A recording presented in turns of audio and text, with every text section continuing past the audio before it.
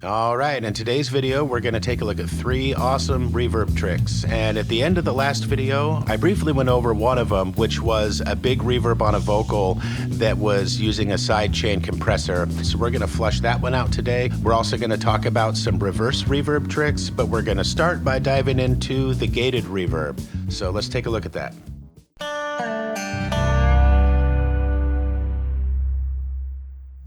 All right, so where you typically hear a gated reverb is the classic 80s way of using a giant reverb on a snare. It's a bit dramatic and overdone, but the gate allows you to close the reverb down earlier.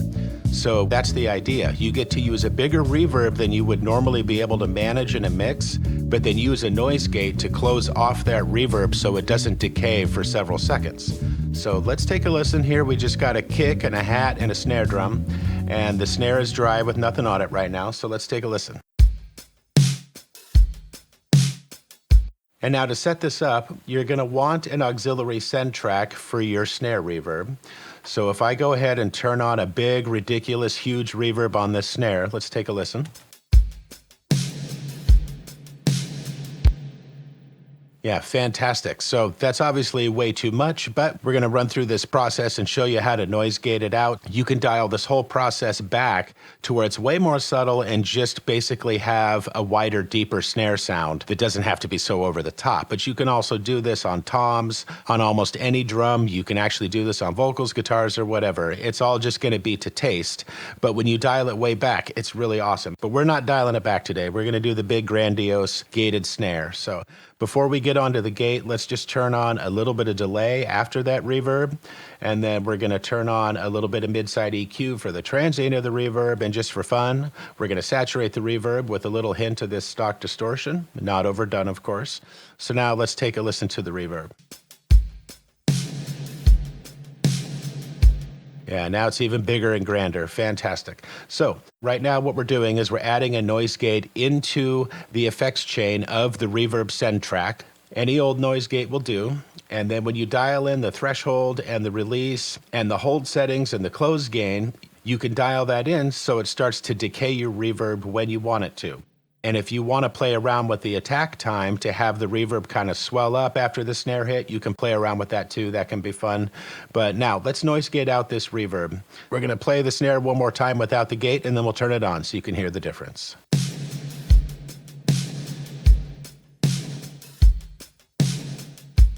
There we go. The gate is now shutting off the reverb, so we still get the big, huge reverb, but it goes away a lot faster. Now, the problem with doing this with the noise gate directly on the effects chain of the reverb send is that it's hard to dial in. You can get this fluttering effect where the noise gate is trying to figure out when to shut off the reverb. So if I were to adjust this hold and release settings even a little bit, you're going to end up with this weird fluttering sound. Let me show you.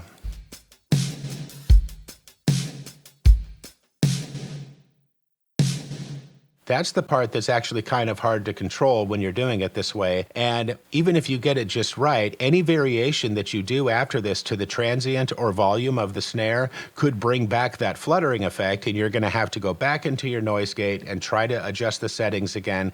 But there's a great easy solution for that. The solution is, instead of having this noise gate listening to the reverb and trying to determine when to shut it off in the midst of that long tail, what you want to do is sidechain your noise gate back to the original dry signal of the snare.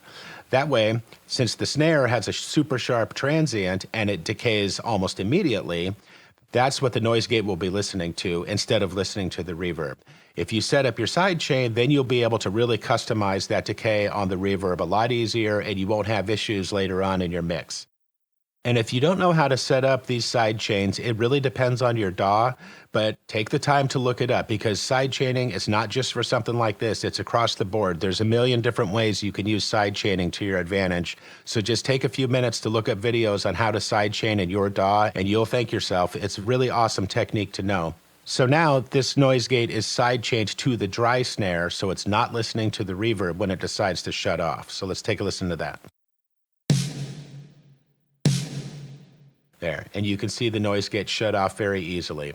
And like I said, if I were to put on a transient shaper later on down the mix, or turn the snare up or down a little bit, or if I have quiet parts in the song where the snare's not hitting as loud, I won't have that fluttering issue with the noise gate trying to figure it out. So definitely play around with the gated reverb, and don't just try it on a snare, try it on other things. But once you get that technique down, it's actually really quick and easy to set up, and it's a great tool to have. So there's that one. Let's move on to number 2. We're going to explore reverse reverb. All right, so here I have the same fat snare duplicated, just one hit on another track, and I've put on an even bigger, more grandiose cathedral reverb that's super over the top. Let's take a listen. Yeah, that is just ridiculous. That reverb has no pre-delay, and it's totally cutting off the transient of the reverb, and it's basically unusable. But it's usable if you're going to reverse it. So let's hear it one more time. Okay, so now what I'm going to do is I'm not going to duplicate the track. I'm going to mix it down to a new track. That way the new track is mixed with that reverb. So here's what that sounds like. Yep, sounds exactly the same. So now what we're going to do is take our mix down one and we're going to reverse it. So here's what that snare with the reverse reverb sounds like.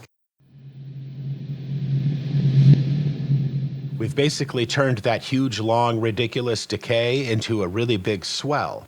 So you can use that swell as an accent point in a song. Like if you're going into a big chorus or bridge, or you want an extra little something to indicate a buildup, you can use that subtly, dial it back in your mix to where you can barely hear it, but it'll give a subtle swelling sound that builds up to something. And you can basically use that swell to lead right into the original snare sound if you want. But there you go, you can customize this reverse trick any way you want. So a really big reverb that you reverse effectively gives you a swelling sound. You can do this with cymbals, with toms. You can get creative and do it on any number of things. But using reverse reverb is actually a really useful tool to know. I use it all the time in ways that the listener would probably never notice. I just use it as a subtlety. So if I have a song that's going into a crescendo, but I want it to be a little more dramatic, I'll do something like that in the background, and you won't really notice it, but you'd notice it if it were muted out. When it's there, it just adds an extra subtle build of energy to a crescendo point. And I don't just do it on snares, I do it on timpanis, which I really love. A reverse reverb timpani sounds really cool. Big floor toms, just get creative. So that's reverse reverb for you. And now trick number 3 is we're gonna dive into that side-chained parallel compression vocal reverb. So let's get on into that.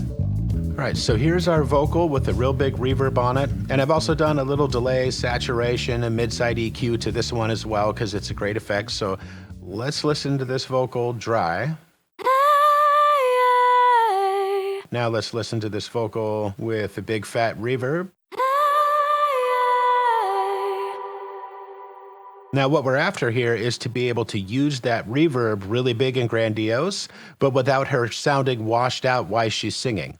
With the sidechain compressed reverb, what we're going to be able to do is duck that grandiose reverb out of the way while she's singing, and then it will swell up behind her when she stops singing, and that'll keep it from muddying up her presence in the mix.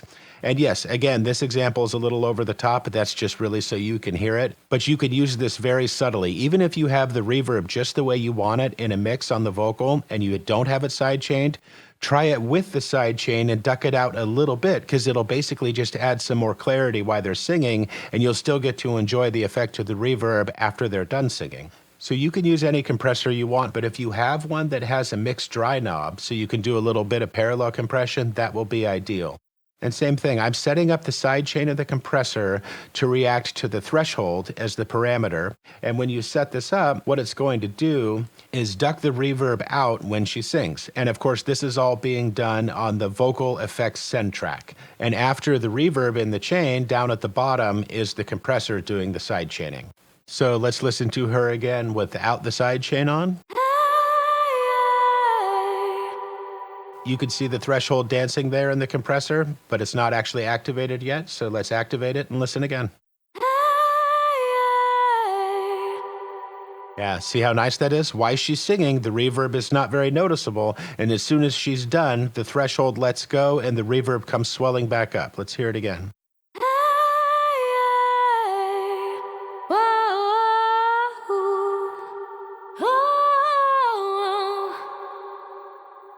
All right, but as you can hear, when she starts singing again, the little bit of the ducking effect is noticeable. And this is where having some parallel option is really useful.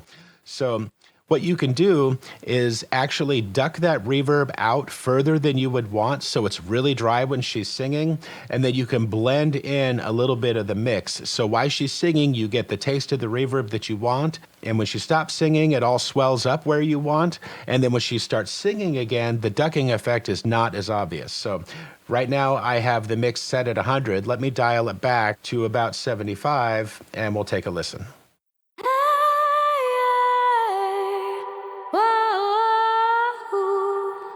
You see, the ducking effect of the reverb is less noticeable, and I still have a hint of the reverb going while she's singing, which is what I want. So if you sidechain this with a parallel compressor and play around with your mixed dry knob, you can get it just right. Absolutely fantastic trick. Now let's listen to her do this with the full song.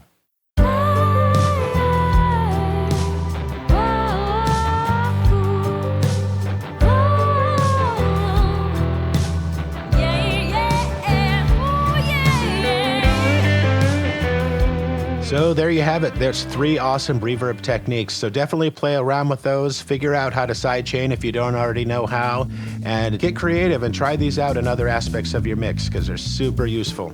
Well, thanks for checking that out. And as always, let me know if there's anything else you want me to tackle. In the meantime, take care. I'll catch you on the next one.